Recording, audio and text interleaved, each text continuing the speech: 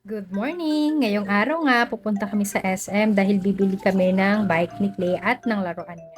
Nag-request din pala siya na after daw namin dun sa SM ay pumunta daw kami dun kila lola niya sa Sorsogon kasi namimiss niya na yung mga pinsan niya doon. So dahil wala naman na siyang pasok, pumayag na rin ako.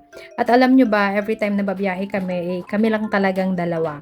Kaya minsan kapag magpa-parking o kaya naman lalabas sa parking, siya yung taga-mando sa akin kung aatras pa ba ako, aabante, or okay na. Sobrang laking tulong niya rin talaga sa akin. Siguro kung wala siya, hindi ko talaga kaya mag-drive, lalo na kung kailangan kong mag-parking sa mga parking lots na maraming mga sasakyan. Ito nga pala sa bahay namin, merong dalawang daanan dito na pwede kong daanan kung lalabas or papasok ako.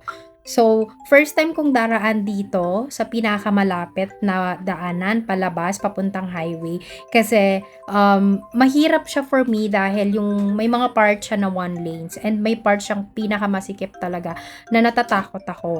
Nung una kasi, nung nagtatry pa lang ako mag-drive, nagpa-practice pa lang ako, nung papasok kami dito sa bahay, dirive ko siya, 'di ba? Kasama ko yung partner ko noon, tinuturuan niya ako. And guess what, guys? Sobrang daming nakapark na tricycle and one lane lang 'yon. Kaya sobrang nag-struggle talaga ako and hindi ko kinaya. Bumaba talaga ako sa sasakyan. Sabi ko, "Ayoko na, bahala na ka diyan. Ikaw na mag-drive." So, ganun yung nangyari. Kaya natatakot talaga ako. Eto, nakikita niyo naman, 'di ba? May mga nakapark na tricycle sa gilid and maliit lang talaga yung kalsada. So, kahit papaano, medyo confident naman ako kasi nakapag-practice na. Pero ito pa rin talaga yung first time kong dadaan dito kaya kabado pa rin. And bigla nga akong kinabahan lalo kasi nandito na kami sa pinakamakipot na daan at may nakasalubong pa nga akong tricycle.